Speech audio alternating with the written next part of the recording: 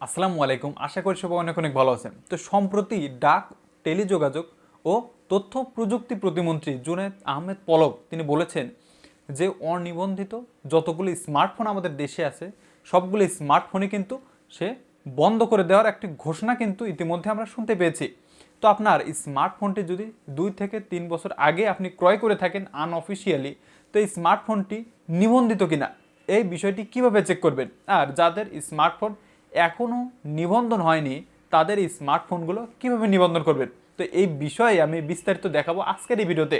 তো অবশ্যই ভিডিওটি না টেনে সম্পূর্ণ দেখুন।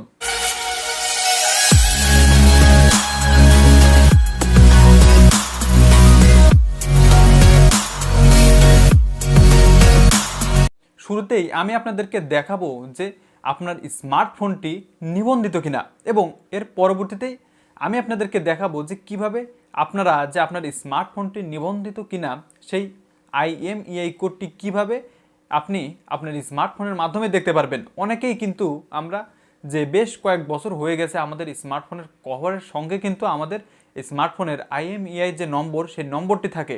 অনেকের এই কভারটি যত্নে না রাখার কারণে দেখা যাচ্ছে এই IMEI কোডটি আমরা কিন্তু আর খুঁজে পাই না।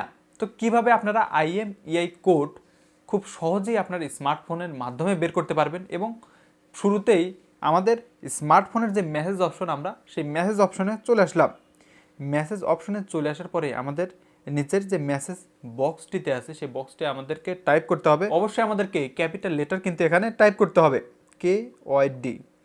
KYD স্পেস দেওয়ার পরে আপনার স্মার্টফোনের যে IMEI নম্বরটি সেই নম্বরটি কিন্তু এখানে আপনাকে অবশ্যই বসাতে হবে।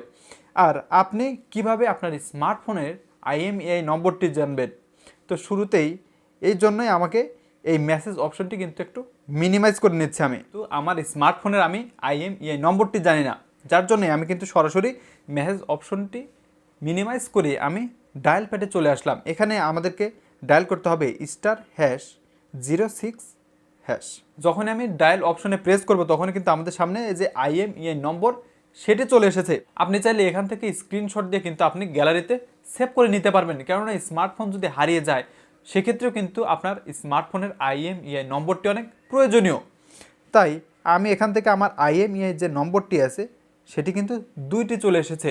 তো শুরুতে আমরা প্রথম যে IMEI নম্বরটি আছে সেটি দিয়ে আমরা ট্রাই করব। IMEI নম্বরটি কপি করে কিন্তু আমাদের রিসেন্ট পেজে থাকা যে মেসেজ অপশন সেই মেসেজ অপশনে কিন্তু আমরা অলরেডি চলে এসেছি।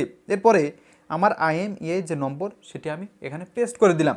আমাদের মেসেজটি কিন্তু এবার কমপ্লিট হয়ে গেছে। তো আমরা কোন নম্বরে এই মেসেজটি পাঠাবো, অবশ্যই উপরে আমাদের যে অপশনটি দেখতে পাচ্ছেন বক্স, সেই বক্সে আমাদেরকে লিখতে হবে 16002। 16002 লিখে দেওয়ার পরে আমরা কিন্তু সরাসরি এখানে সেন্ড করে দিব।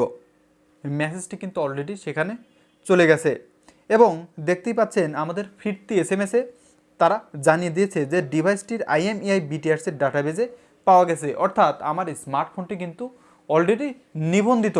আপনার শখের স্মার্টফোনটি যদি নেটওয়ার্ক থেকে সম্পূর্ণ বিচ্ছিন্ন হয়ে যায় তখন কিন্তু এটি ফিরিয়ে আনা বেশ কঠিন হয়ে যাবে। তাই শুরুতেই এখন যে সময়টুকু আপনাদেরকে দিয়ে দেওয়া হয়েছে, অর্থাৎ আমাদের সবারই কিন্তু বেশ কয়েকদিন সময় কিন্তু আমাদের হাতে আছে এই স্মার্টফোনগুলো নিবন্ধন করার জন্য। আপনি চাইলেও কিন্তু আপনার স্মার্টফোনটি নিবন্ধন করতে পারবেন। এর জন্যই আপনাকে যে কাজটি করতে হবে সেটি হচ্ছে আমাদের গুগলে যেতে হবে। গুগলে যে আপনি টাইপ করবেন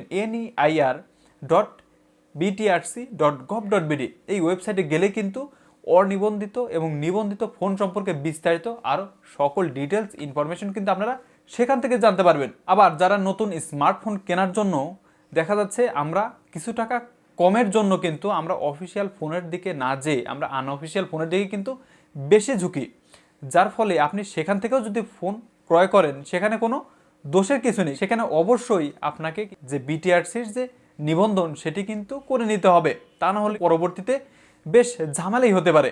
তো কেমন লাগলো আজকের এই ভিডিওটি অবশ্যই কমেন্টস করে জানাবেন, আর সম্পূর্ণ ভিডিওটি দেখার জন্য ধন্যবাদ সবাইকে।